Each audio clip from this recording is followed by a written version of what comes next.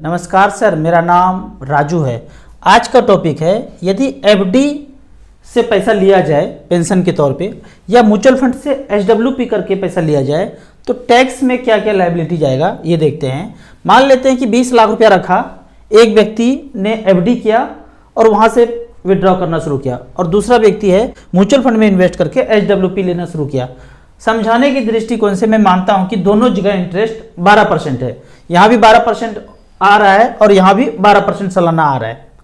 6, 7, 5 के तरह से बाद में आप चेक कर लीजिए। हमने समझाने के लिए 12% यहाँ कैलकुलेट किया है। तो 20-20 हज़ार रुपये पर मंथ आ रहा है एफडी से और 20-20 हज़ार रुपये पर मंथ आ रहा है म्यूचुअल फंड से पेंशन के तौर पे। तो यहाँ पे टैक्स कितना आएगा इसका कैलकुलेशन यहाँ देखते हैं।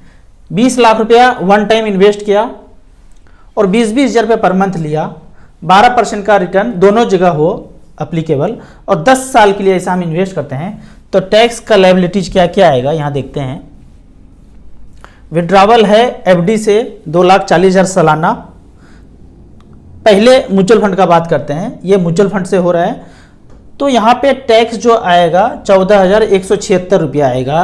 कैपिटल गेन हुआ 14,176, तो इसमें पहले साल टैक्स लगेगा 2,211 रुपया। क्यों? अभी तक म्यूचुअल फंड में नियम है कि 1 साल से पहले निकालेंगे तो 12 महीने के पहले निकाले हैं, 1 महीना 2 महीना 3 महीना करके, तो 15% टैक्स आएगा।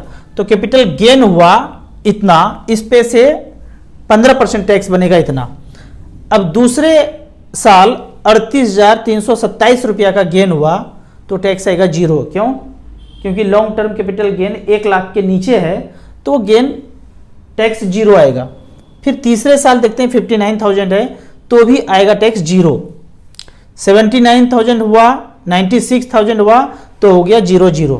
साल में 1 लाख से नीचे है तो कोई टैक्स नहीं आएगा। अब गेन जो हुआ है, कैपिटल गेन हुआ है 1,11,000, तो 11,834 रुपये बढ़ा, उस पर 10% टैक्स मिलके होता है 1,231 रुपया।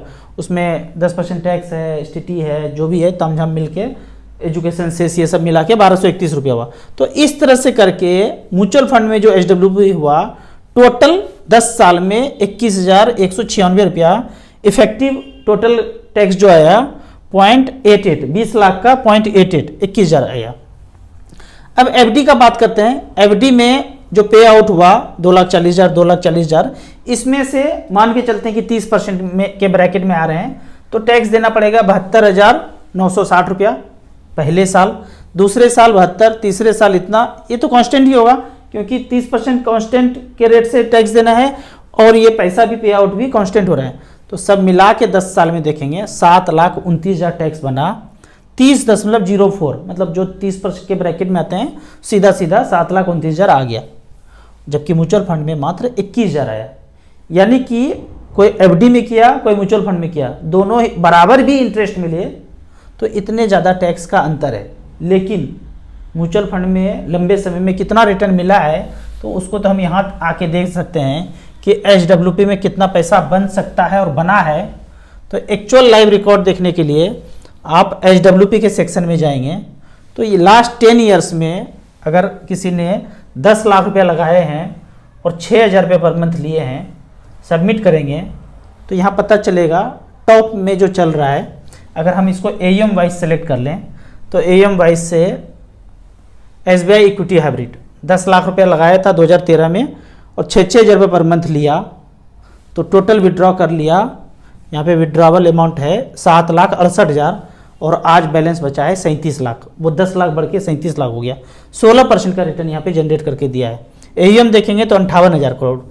आईसीसी का है एचडीएफसी हाइब्रिड इक्विटी, यहाँ पे 20,000 करोड़ है। 10 लाख लगाया था, 6,000 रुपये लिया तो टोटल 7,68,000 लिया और बैलेंस भी बचा हुआ है आज 37 लाख रुपया। 10 लाख बढ़ के 37 लाख भी हो गया और 6,000 रुपये तो मिल ही रहा है। तो आपके पेरेंट्स हैं, कहीं दूर दराज में रहते हैं, आप शहर में रहते हैं, 6,000 रुपये पर मंथ देना है तो 10 लाख रुपया उनके नाम पे, नाम तो आपका ही होगा, उनका कोई नाम होगा नहीं, अपने नाम पे रखना है और 6,000 रुपया उनको देते जाना है। आपका पैसा भी बढ़ के इतना हो सकता है, आशीर्वाद भी मिलेगा और जीवन यापन भी उनका चलता रहेगा। तो इस तरह से पेरेंट्स को आप पैसा दे सकते हैं। अगर आपके पास ज़्यादा पैसा नहीं है, थोड़ा थोड़ा पैसा करके 10 लाख पूरा कर दीजिए और वहाँ आप पेरेंट्स को यहाँ से दे सकते हैं।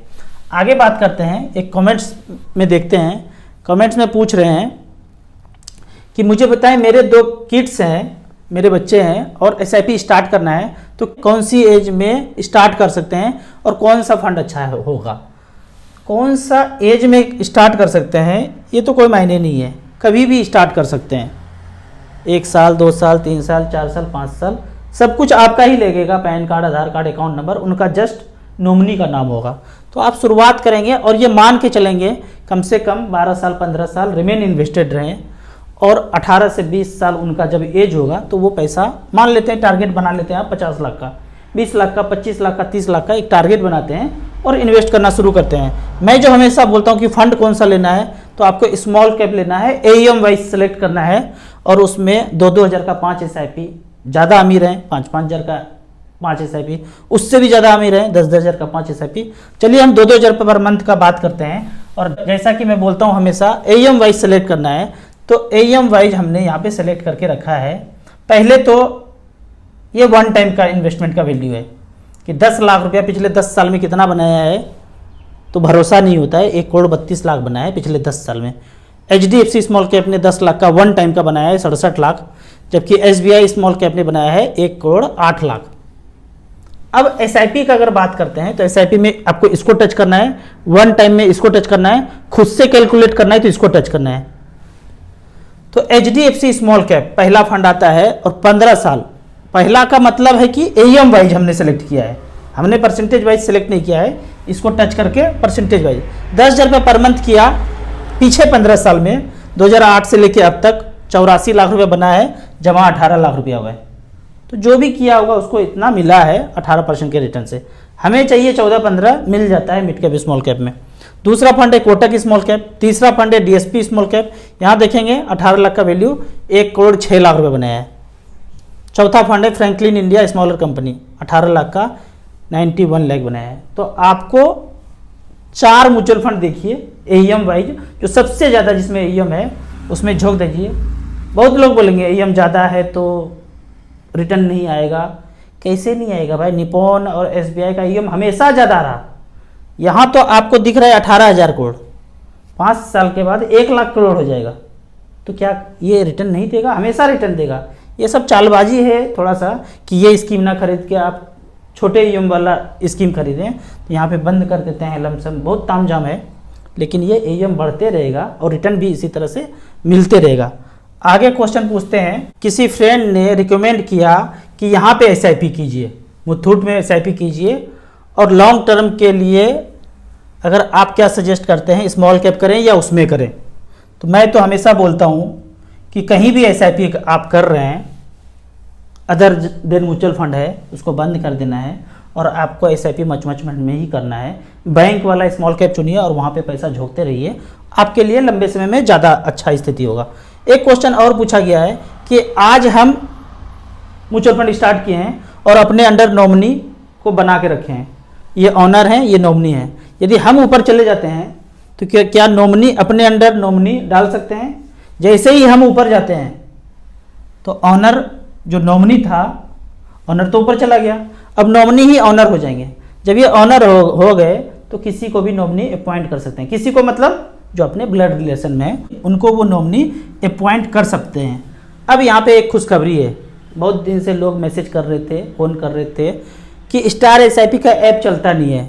अब ऐप लाइव हो गया है, iOS पे भी, एप्पल पे भी और एंड्रॉयड पे भी। डाउनलोड करके जितना भी रिसर्च है, जितना भी मैं दिखाता हूँ, आप ऐप में इसको यूज कर सकते हैं। यहाँ पे अभी ट्रांजैक्शन इतना अच्छा से नहीं हुआ है, पोर्टफोलियो भी सिंक हो जाएगा, लेकिन ट्रांजैक्शन सारा पार्ट अभी ओके नहीं है।